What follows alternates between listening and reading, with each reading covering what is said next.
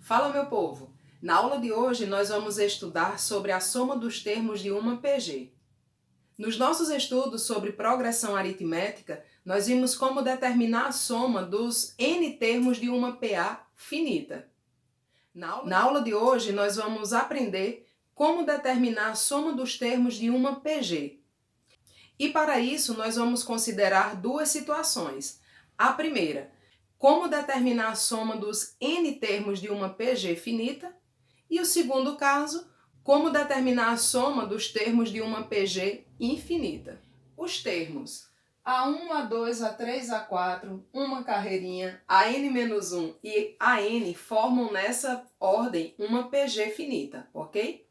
A soma dos n termos dessa PG será representada assim, olha. A soma dos n termos, então S de n é igual a A1 mais A2 mais A3 mais A4 mais AN-1 mais AN, que é o último termo dessa sequência. Quando nós pensamos na soma dos n termos de uma PG finita, nós precisamos considerar duas hipóteses. A primeira hipótese é quando a razão for igual a 1. E a segunda hipótese, quando a razão for diferente de 1. Olha só, se eu estou considerando que a razão é igual a 1 e nós sabemos que numa PG qualquer termo a partir do segundo é obtido multiplicando o antecessor pela razão, nós vamos ter o seguinte, olha a construção. A soma dos n termos é igual a 1 é o primeiro termo, mais quem é A2? Por definição, é o antecessor vezes a razão. Como a razão é 1, então vai ficar A1 vezes 1, que é A1, ok? Mas, vamos para o A3. Quem é A3? É o seu antecessor multiplicado pela razão. Quem é o antecessor? É o A2, que é igual ao A1, tá certo? É o A2 que é igual ao A1. Então, A3 também vai ser igual a A1. Mas, quem é o quarto termo dessa sequência? É o antecessor vezes a razão. Então, é A1 de novo. Mais uma carreirinha. Quem é AN-1? É o antecessor que vai ser também A1, não é isso? Mais AN é o antecessor vezes a razão e, por fim, vai ser A1. Gente, quantas vezes nós somamos o termo A1? Somamos N vezes, não é isso? Então, quando eu tenho a soma dos termos de uma PG finita, quando a razão é igual a 1, a soma desses N termos é igual a N vezes A1, ok? Para ilustrar esse caso, olha o exemplo. Determine a soma dos 5 termos de uma PG finita, na qual A1 é igual a 8 e a razão é igual a 1. Olha só, como a razão é 1, nós já sabemos que essa PG, os 5 termos dessa PG serão todos iguais a 8, não é isso? Então, a soma dos termos dessa PG vai ser S5 é igual aos 5 termos vezes 8. Então, a soma desses termos é igual a 40. A segunda hipótese para a soma dos n termos de uma PG finita é quando a razão for diferente de 1. Sendo a razão diferente de 1, nós vamos ter que Sn é igual a A1 mais... Gente, quem é o A2? A2 é o seu antecessor vezes a razão. Então, é A1 vezes Q. Mais A3. Quem é A3? É o antecessor vezes a razão. A gente vai usar aquela ideia de que numa PG, qualquer termo a partir do segundo pode ser escrito em função do A1 e da razão, beleza? Então, quem é A3? É A2 vezes a razão. Então, vai ser A1 vezes Q quadrado, mais A4 é A3 vezes a razão, então é A1 vezes Q a terceira, mais uma carreirinha. Vamos para o último. Quem é AN? É o antecessor, que é AN menos 1, vezes a razão, que no caso vai ser N menos 1. Beleza? Eu vou chamar essa igualdade aqui de igualdade 1, ok? Agora, nós vamos pegar a igualdade 1 e multiplicar toda ela pela razão. Então, veja só. Q vezes Sn é igual a 1 vezes Q mais A1Q vezes Q dá A1 vezes Q ao quadrado. Mais A1Q quadrado vezes Q dá A1 vezes Q a terceira. Mais A1Q ao cubo vezes Q vai dar A1 vezes Q a quarta. Mais A1 vezes Q elevado a N menos 1. E esse termo vezes Q mais A1 vezes Q elevado a N. Ok? Essa segunda igualdade eu vou chamar de igualdade 2. Fazendo 2 menos 1, ou seja, calculando a diferença entre a igualdade 2 e a igualdade 1, termo a termo nós teremos QSN menos SN é QSN menos SN.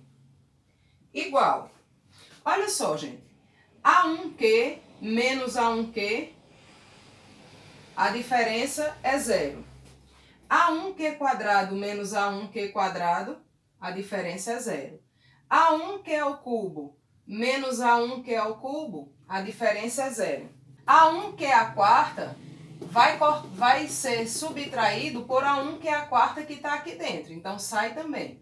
A1Q n menos 1 menos A1Q n menos 1, pronto. O que é que resta aqui? Eu fiz essa sentença 2 menos A1. Então, vai ficar menos A1 mais A1 que multiplica Q elevado a N.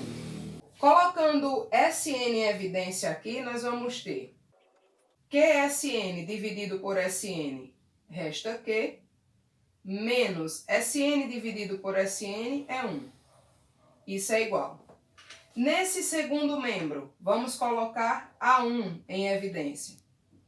Então, vai ficar menos A1 dividido por A1 dá menos 1, mais A1Q elevado a N dividido por A1 dá Q elevado a N. Vou puxar para cá, ó. Para a gente reescrever, vai ficar assim. Sn vezes Q menos 1 é igual a A1 vezes. Eu vou pegar, como está escrito 1 menos 1 mais Q elevado a N, eu vou reescrever assim, ó. Q elevado a N menos 1. Esse Qn menos 1, eu vou passar... Esse Q menos 1, eu vou passar dividindo, já que eu quero determinar o valor da soma dos N termos. Então, vai ficar Sn é igual a A1 vezes Q elevado a N menos 1, dividido por Q menos 1. Olha esse exemplo. Determine a soma dos termos da PG 3, 6, 12, uma carreirinha 384. Nós sabemos que existem duas situações para uma PG finita. Ou a razão é igual a 1, ou a razão é diferente de 1. Se a gente observar aqui, como os termos são diferentes um do outro, a gente já descarta essa primeira possibilidade, né? A razão não é igual a 1. Mas como determinar a razão de uma PG? Nós sabemos que basta pegar qualquer termo a partir do segundo e dividir pelo seu antecessor. 12 dividido por 6 é igual a 2. Veja que para a gente determinar a soma dos termos de uma PG, basta que a gente conheça o primeiro termo, a razão e a quantidade de termos. Nós conhecemos já a razão, o A1 é igual a 3, mas nós precisamos saber quanto é N, ou seja, quantos são os termos dessa PG, não é isso? Para a gente saber quantos são os termos dessa progressão, nós podemos utilizar a relação do termo geral de uma PG, que é dada por A1, que é igual a... que é dada por AN, que é igual a A1, que multiplica a razão elevado a N menos 1. Quem é a N? É o último termo, então 384. Quem é a 1? 3. A razão nós já determinamos, é 2 elevado a N menos 1. Esse 3 que está multiplicando passa dividindo. Então, 384 dividido por 3 dá 128.